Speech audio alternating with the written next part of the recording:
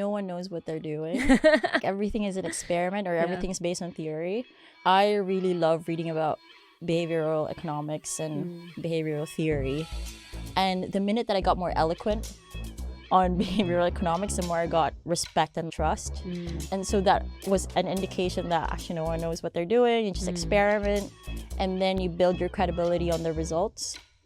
I'm Hattie Willis, your host, and each episode I talk to an entrepreneur, investor, or startup expert to unpack their hardest moments, biggest wins, and hard-earned advice so we can shortcut our learnings as founders together. Question: are you worried you're not using enough AI as a founder? I promise you, you're not alone. In fact, after interviewing our incredible guest today, I went away and automated a load of my own processes. Sometimes you just need to understand the art of the possible. This episode is a great start. We're joined by AI advocate Cien Solon, who's on a mission to make AI for all with her latest startups, Launch Lemonade and Scale That Thing. Cien is a product-led growth expert, a startup consultant, and a constant builder. She's also a Techstars mentor and part of the angel investing school team. She's developed a portfolio of products from fintech to AI tools to B2B SaaS, and had a previous career in marketing, giving her an amazing full view of the startup journey. Today, with Launch Lemonade, she allows anyone to build AI chatbots to help with very specific tasks, from a sales chatbot to speak with customers, to creating marketing copy, writing reports. The possibilities are mostly bound by our own creativity. That's why her consultancy startup, Scale That Thing, helps businesses build their AI and product-led growth strategies and implement them. So in this episode, as well as product building insights and advice from an incredible expert, expect plenty of inspiration on how you can build AI in your own business. Let us know what you build afterwards. So, first and foremost, Cien, welcome to the show. Hi, thanks for having me. So excited to dig into your history as a founder, also what you're building. But you also straddle this beautiful line because you're a founder yourself, but you're also building for founders, and you've been supporting founders and investors for quite some time. So I want to go into those insights as well. Let's start though with your story. Basketball player, slam poet, and probably about 10 skills I've yet to discover. Was entrepreneur something you always had in your mind that you would be? Like, how did you come to this? Tell us a bit about your backstory. Wow. I haven't told anyone this, but when I was a kid, maybe I was about 12 years old, my uncle died. And then years before that, another uncle died. And so I had this really strong concept of life is short. Yeah. And I started reading Nietzsche and all of these philosophers at 12. Didn't help. I love books. I was one of those kids who just hang out at the library and ask the librarian, what should I read this week? I was one of those kids. And she said Nietzsche. Well, not that time, but I would grab a book, and I was one of those books who wanted to be like, what is that word? Hipster. I wanted to be a hipster. There was no concept of hipster then. Yeah. But whatever is hipster now, that was you started it. I started original it. hipster, right? I was like, here. oh, Nietzsche at 12. Okay, so you've had this hard life experience already. You've started reading Nietzsche. Sorry, how does this talk to me? I'm so curious. So I had this concept of life is short, and then I come from an Asian family, like my tiger mom. My dad was quite chill, but my mom was like, you have to be something, your grades have to be really good. And I felt my life was pre-designed, and people were telling me, this is what you have to do. You have to be in media. You have to be a newscaster. Like, that's what you're going to be. And then some of my family members went, no, you have to be a nurse so that you can go abroad. I was like, life's too short to be just one thing. And so I was like, I'm going to see if I can try different roles. And if my life's too short, why would I want to just wed myself to one thing? So I've already had that concept. So I tried basketball, different types of sports. I was a writer as well. So it was just whatever I could get my hands on, I'd give it a go and see if I like it or not. I love that kind of testing approach to career. I think that's such a good way to think about it. So at what point do you get into the startup world? Like, what was the trigger for you, or what was the thing that made you think, oh, this is the next test? Yeah, I think with everything that I do, I have to be curious and I have to be really passionate about it. So it comes to like how emotionally attached I am to that journey. Yeah. Because if I don't like it, if I feel bored, I'll let go. But if I'm attached to it, I'm curious, I won't sleep. I'm that personality. Which makes sense, because every time I see you, you tell me you've built something new over the weekend because you had an idea over the weekend and wanted to build it for fun. Yeah, I'll build a landing page. I'll bring my friends over who can build as well. Yeah, that's just my personality. But I think, for example, with basketball, I played for 12 years because if I'm really into it, I'm in it. And I guess that's helped me with my careers, like in product, working for fintech. My previous roles before product, I was in marketing. I was really into it. So it's not that I'm hopping industries or hopping jobs or hopping interests, but I would like, all right, these are the things that I want to do. Let's give it a good try. And then once I feel like I've succeeded in it, it's time for me to move on, then I do. And what were your learnings joining some of those startups, having very different roles? Were there some macro learnings about what founders were getting right and wrong?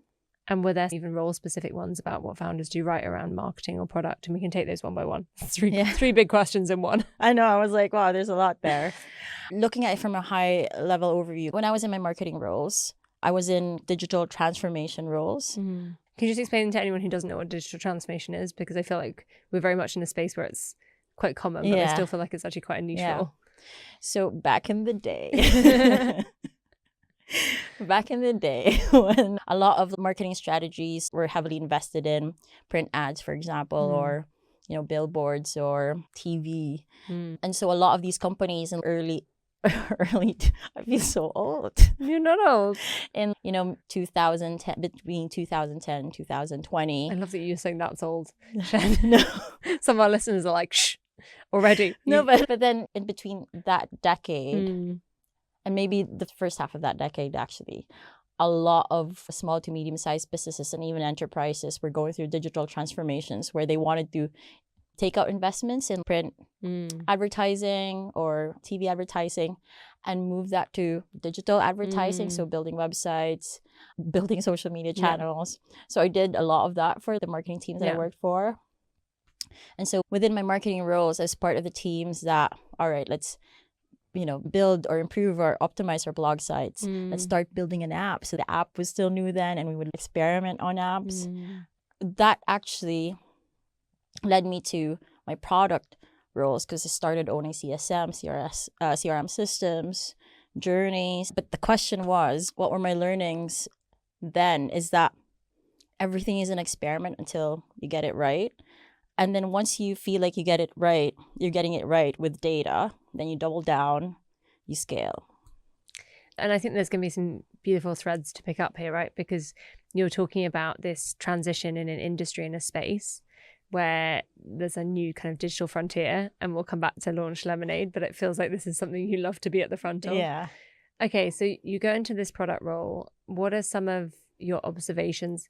And how do you get your first product role? You mentioned you've been managing content management systems, but how do you make the leap into product? Was it really easy? Was it a bit of a challenge, like a repositioning? Because I think also people who are maybe founders who it's not worked for, or people who are thinking of getting into startups, it can be hard to know how to position yourself to move in this space. I think this is a really good question. There are a lot of people in marketing roles or junior product roles asking me, how do you get into these roles? And to be honest, I think it's a mixture of just going for it, but also landing on the role. For example, when I started in marketing, I actually volunteered. So I remember volunteering as a communications manager for a typhoon relief operations. Amazing. Yeah. And then I was like, okay, this is good learning. Like I built a social media channel for them on Facebook, ran ads, build communities to get relief and volunteers in. And then I volunteered for Oxfam as a social media manager as well for specific Oxfam stores up in the north. So I intentionally did that because I wanted to land, like as much as I wanted to volunteer, which is great. I intentionally did that because I wanted to get into digital marketing. Yeah. And similarly, when I started looking into product development, I wanted certain projects that meant that my role was evolving. It's always been putting yourself in front of those projects and volunteering. Yeah, that was my strategy. I was like, all right, I'll take that project.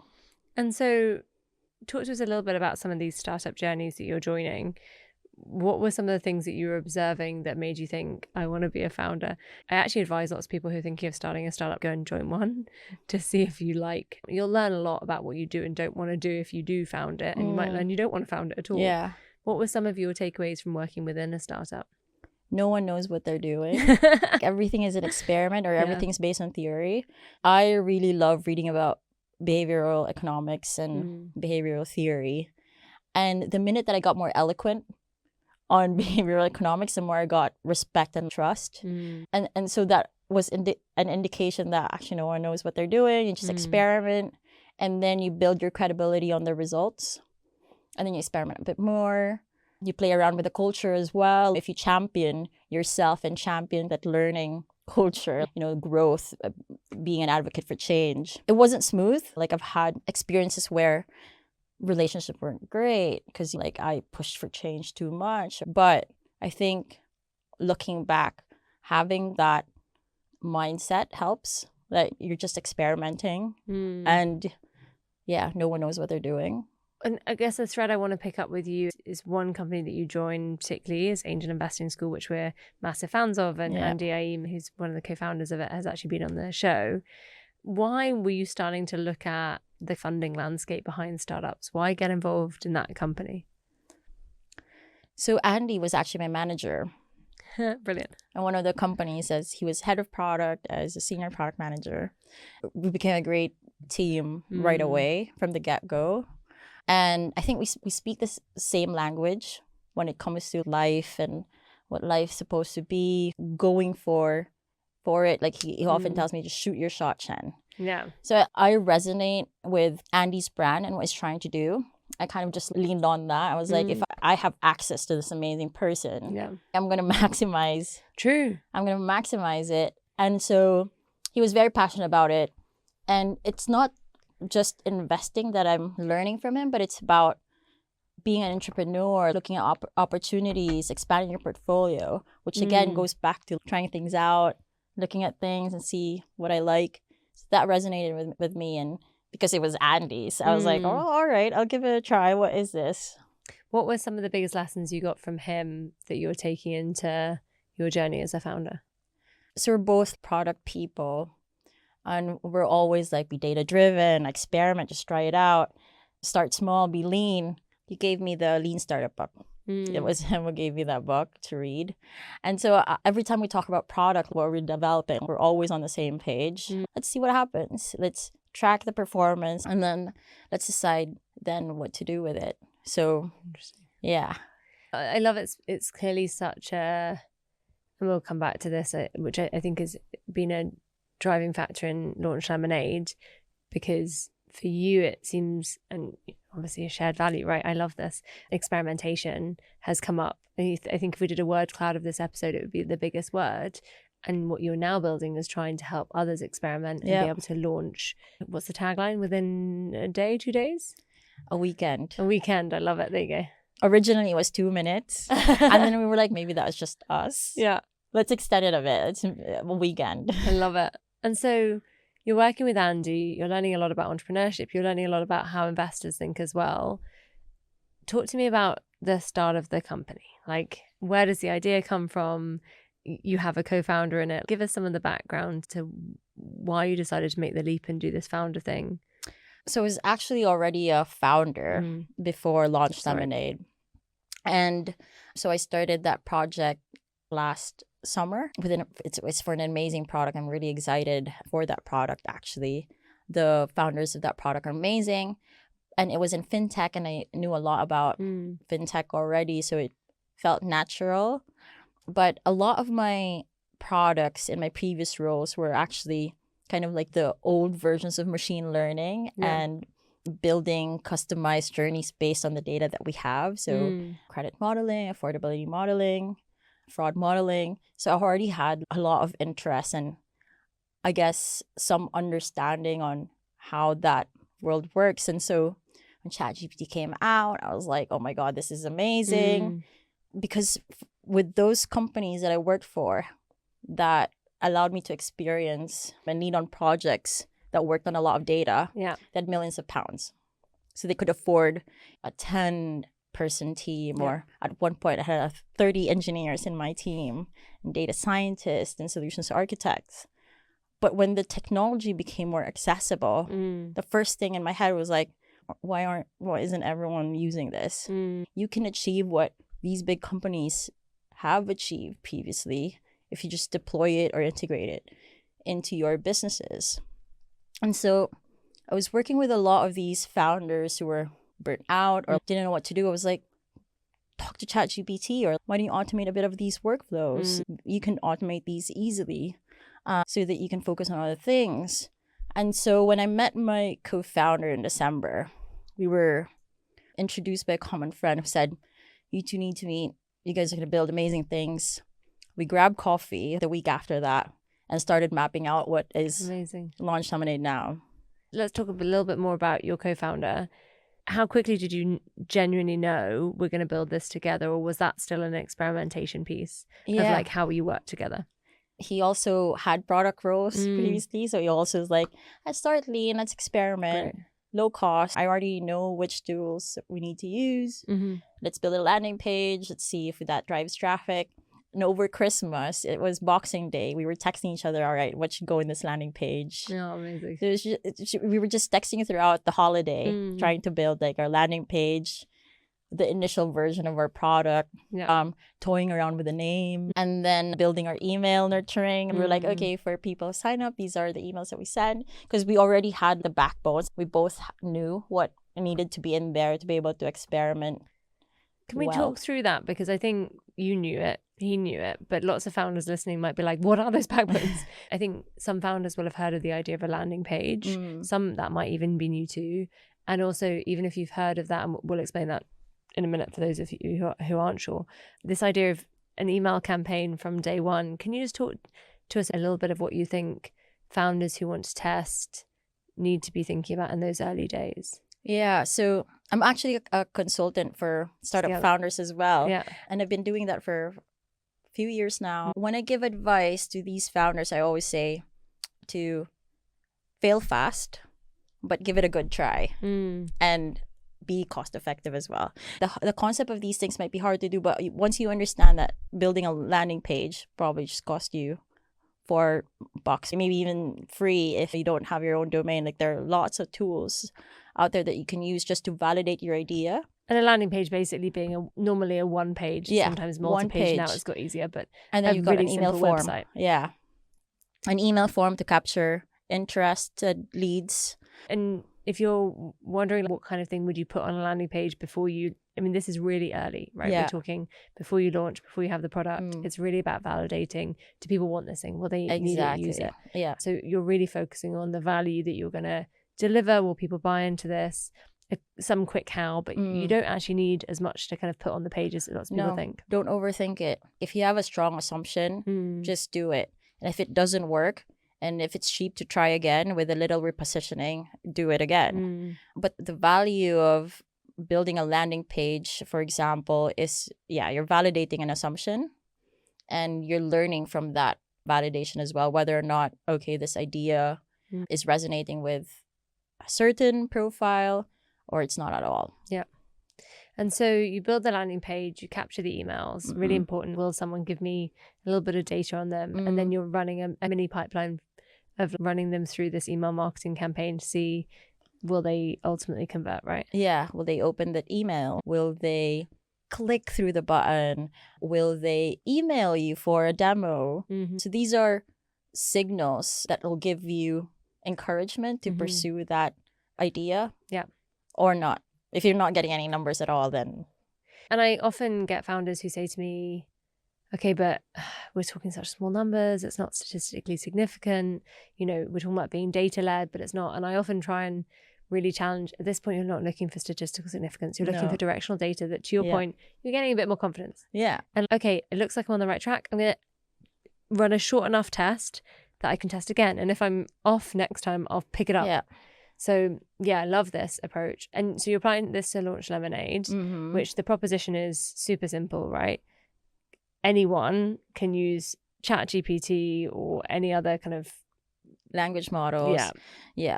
So the value proposition of Launch Lemonade basically it's AI enablement for all. You scale your productivity or your team's operation productivity or your own productivity with Launch Lemonade. And beyond that, which is our first value proposition, is you maximize its potential by monetizing from it. But then what we're finding out now or realizing is that there is a gap that's widening between a kind of a misconception of only technical people can be AI enabled. Like you must be a software engineer or you must have an AI degree. And then those who don't fit that profile, they just shy away from AI enablement. And that's a bridge that we're trying to narrow down. What do you wish founders who are in the wrong side of that gap, and I don't mean wrong in a way of blaming, I would say I'm on the wrong side of that gap still, what would you say to us who kind of go, I feel like I should be doing, and I think we chatted about this because I put up a post before Christmas, I think, being like, I really feel like I should be doing more on this AI stuff. I don't feel like I'm doing enough.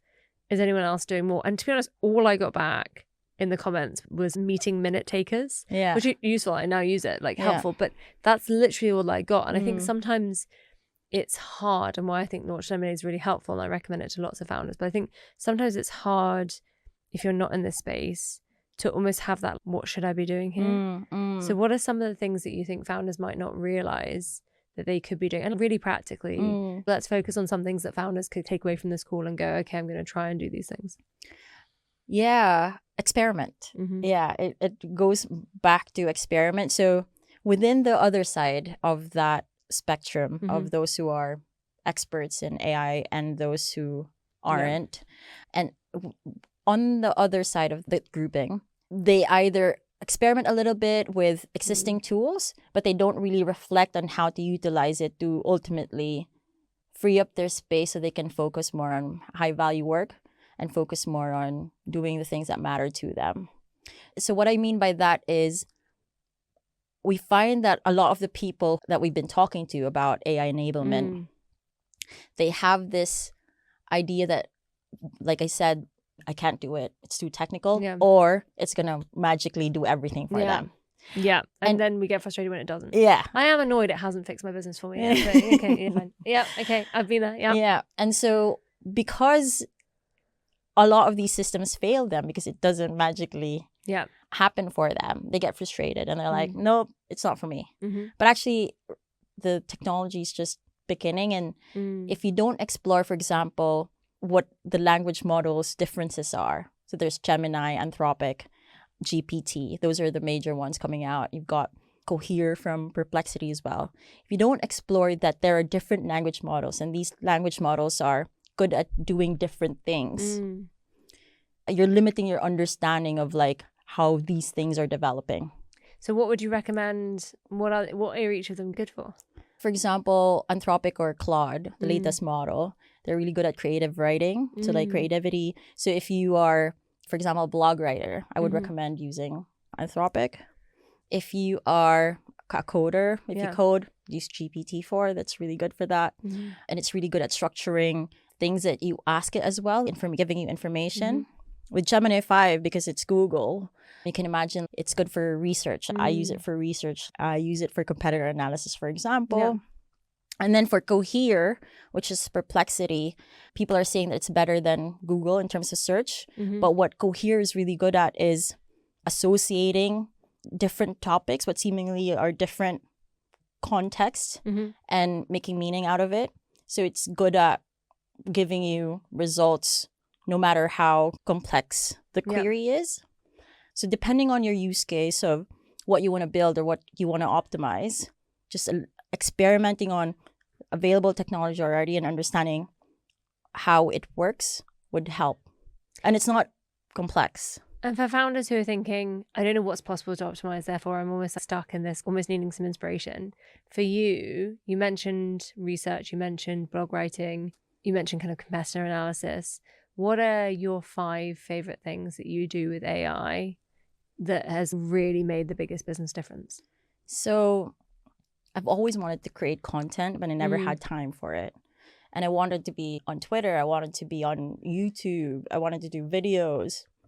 I wanted to do all of these things, but I never had the time for it or never understood how to consistently and efficiently share my story. Mm-hmm. But what I've done with my own Launch Lemonade, I've got a marketing team.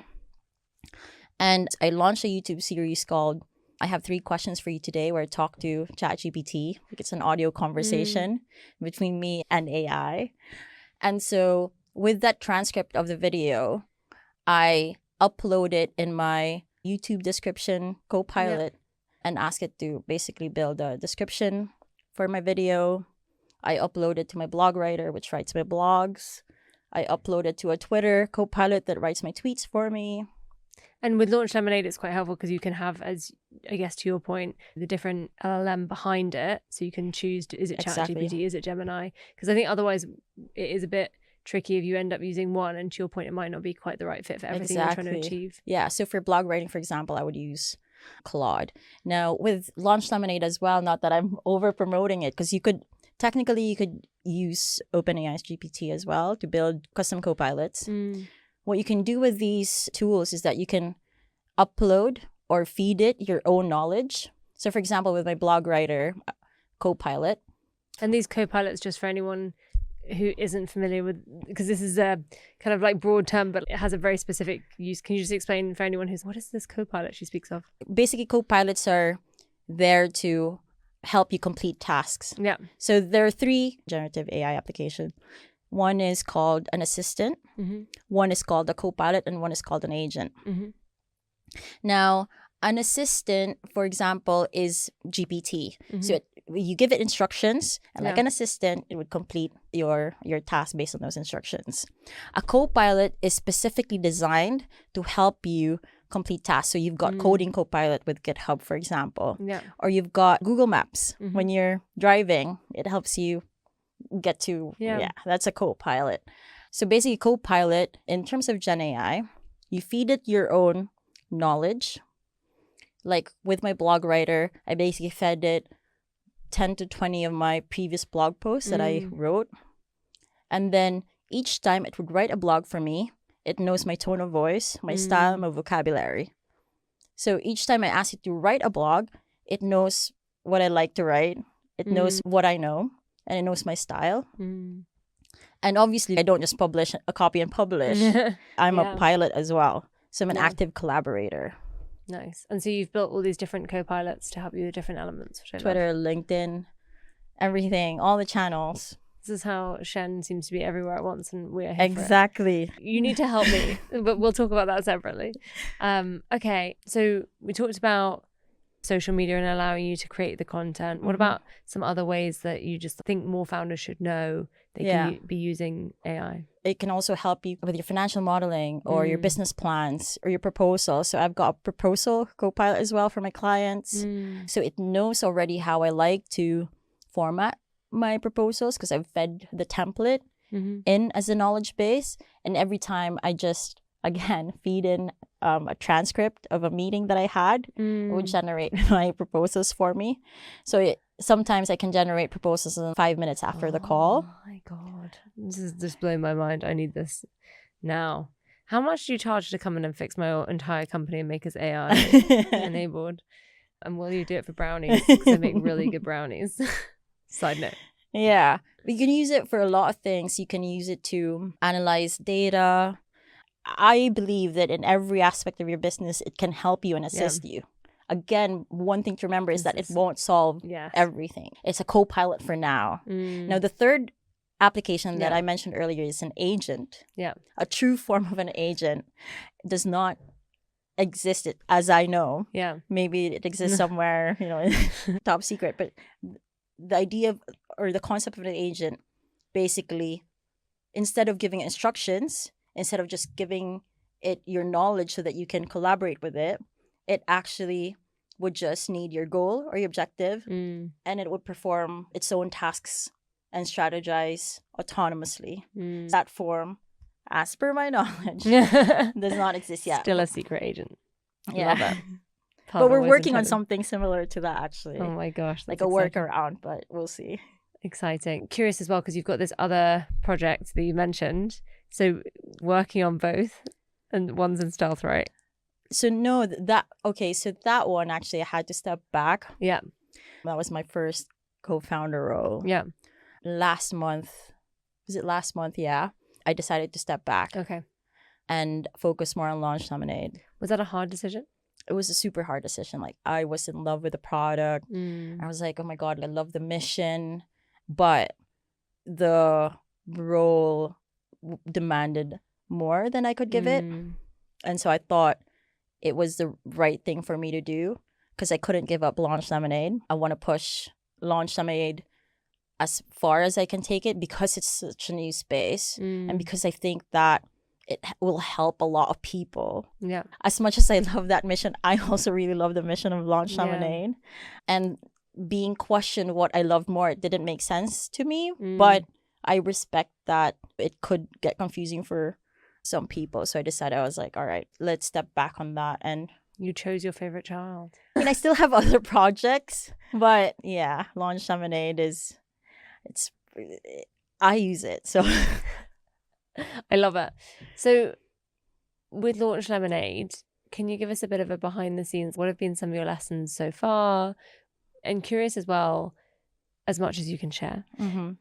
You obviously have this real deep understanding of how angel investors work. Is it something you're looking to fundraise for? What's your strategy and thinking around that, even if it changes because it's still early? Yeah, it might change, definitely. I find this question very interesting because, we were experimenting. And so when we're asked, how much are you fundraising? What are you fundraising for? Even when we ask ourselves, it feels a forced question. Because we're experimenters. And as much as we believe that this is going to be a big company, I believe that it's going to be bigger than WordPress. Love that. Our tagline that we use when we talk to investors is, we're the Shopify for AI enablement. So angel investors have knocked on our doors like, are you fundraising? And can I just ask about that? You can go and chase down investors, or you can kind of get on with like proving the business. And I think you went down correct me if I'm wrong, everything you've said is we were trying to test the business. We actually think that AI makes that much leaner to do than it used to be. And if you're not in deep tech, or you're not building the language learning models, you're not building med tech or something that's really long to market. So it feels like you got on with getting the proof points. And by doing that, and especially because you're working in a space, I guess, that is for founders and you have that network, then you're in a very different conversation than going and saying, will you invest in us? We actually entered this competition with Sam Parr. Sam Parr was doing a pitch roast. And my co-founder was like, I'm following this guy on Twitter. I'm part of this community. They're doing a pitch roast. And all you have to do is record a 1-minute video talking about Launch Lemonade. We didn't have a pitch deck. We didn't have anything. We just we had an MVP and some users. I think there were hundreds of applications, shortlisted to 30 and got shortlisted to 7. And then we were one of the people who pitched. After the pitch, Sam Parr and Ryan Holmes, who was from Hootsuite, like Sam Parr is a really big podcast. I think it's called My First Million. Both of them said that, oh my God, like Launch Lemonade is so exciting. And I think this is the only venture backable company.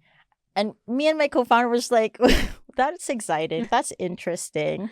We weren't even registered then at Company's House. And then we were like, okay. And then it drove traffic to the app. I think it like doubled our signups. And then we got inbound from VCs, like asking about traction and, a TAM. I was like, I'm going to make stuff up. And I was looking at TAM being total addressable market. I was like, 15 trillion. So how big will AI be? Very, very big. Yeah. And I was trying to make sense out of TAM as well. I was like, this is ridiculous.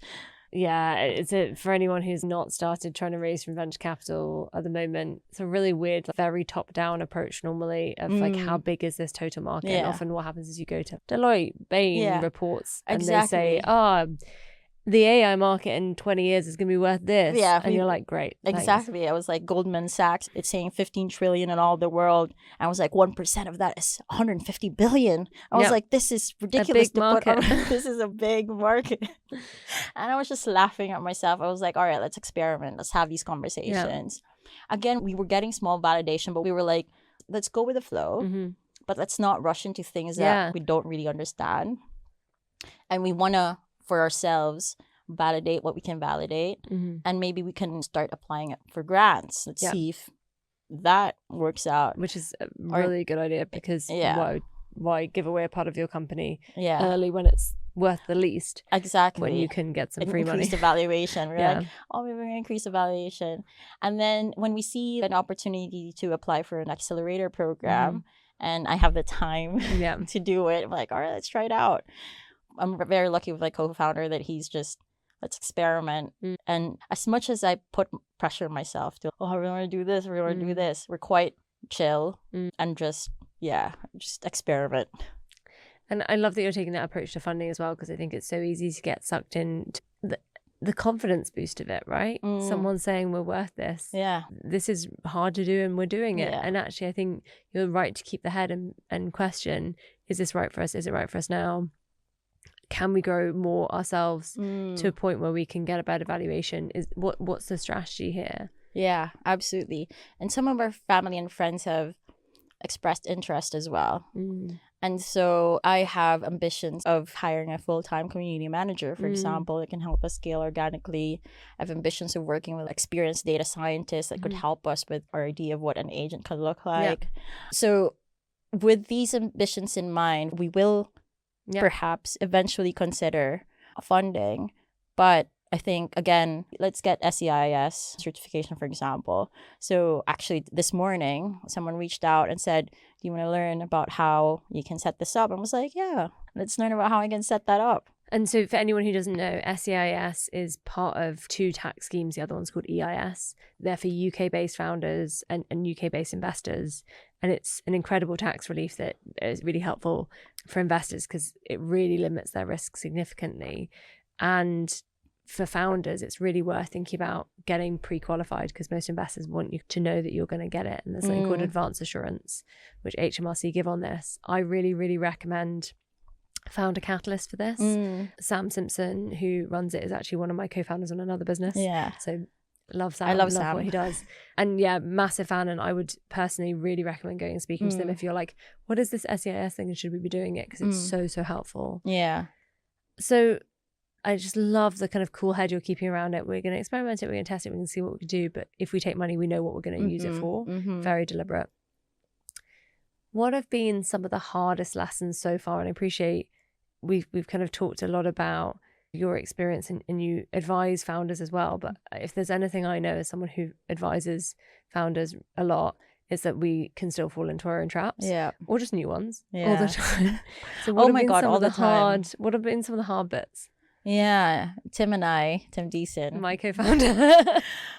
When I asked for advice from him, I was like, Tim, I love that you said that. And I know this, but it's very hard to apply on yourself. 100%. I should know this, but you don't. And you forget. I think the hardest lesson that I am learning is that you can automate so much, actually. And that is the promise of Launch Lemonade.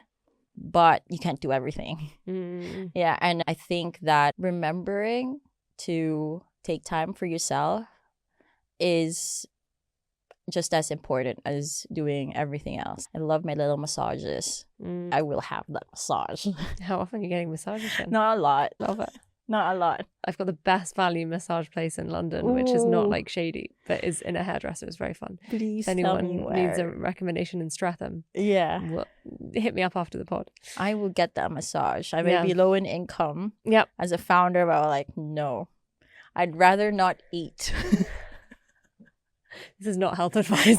I'm not saying don't eat. But so there's the kind of balance of burnout, which it feels like you're very aware of. Are there any other things that you found harder than you expected or that you're still trying to work out yourself in? A lot. There's so much. I mean, let's go. Free therapy. There's so much that I'm learning. Because when you're executing, you're part of a team and you think, my God, I have had 18-day hours working for startups because there's a bug or the system's down and I'm there to 18 hours till 3 a.m. sometimes just to fix stuff. But when you're a founder, what I'm learning is that you'll never run out of things to do.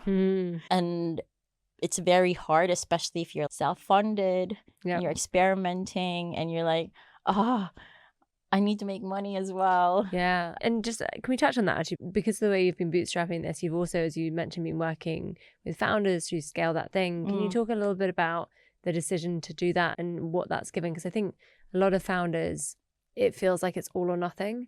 And I'm a massive fan of trying to create some kind of money streams for yourself that actually mean you can afford to do the things that give you a bit of peace and just even just base level, like I can pay the bills. Yeah, exactly.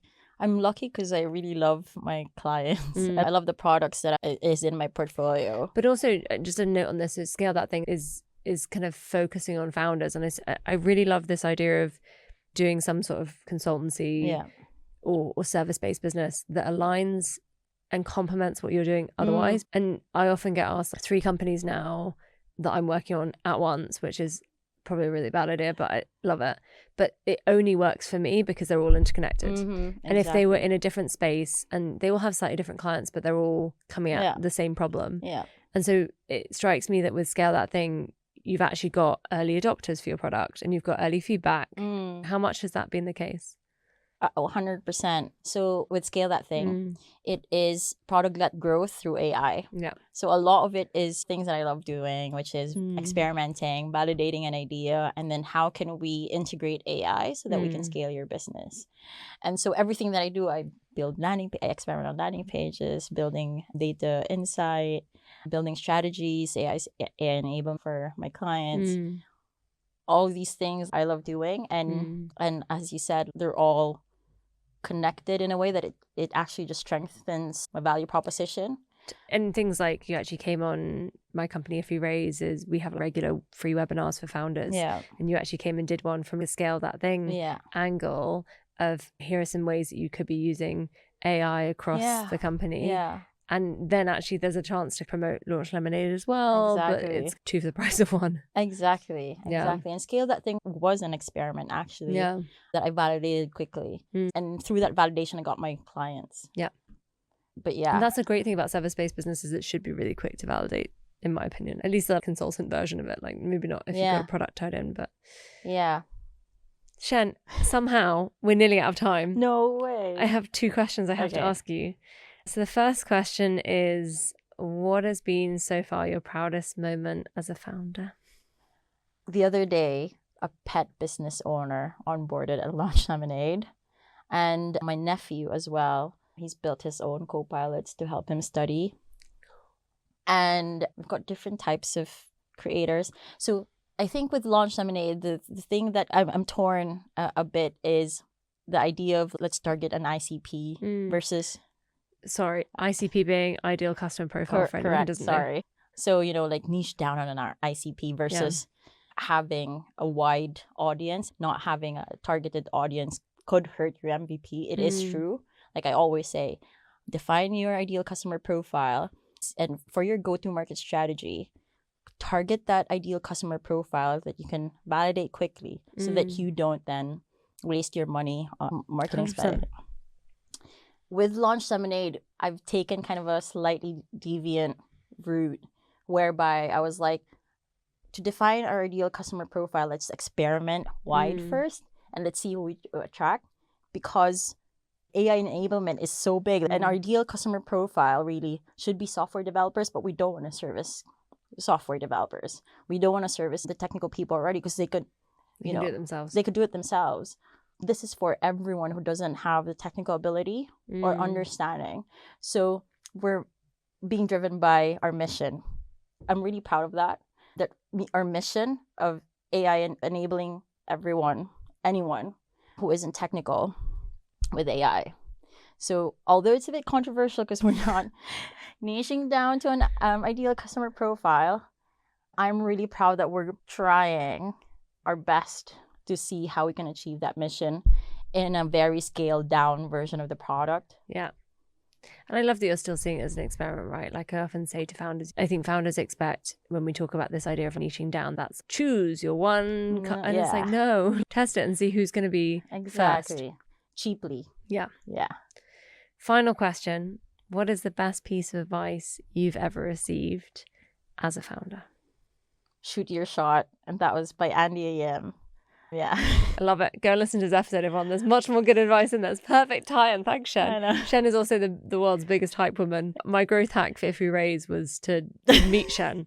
And she is just constantly bringing us new founders, which is great. So, can you be an agent for us somehow?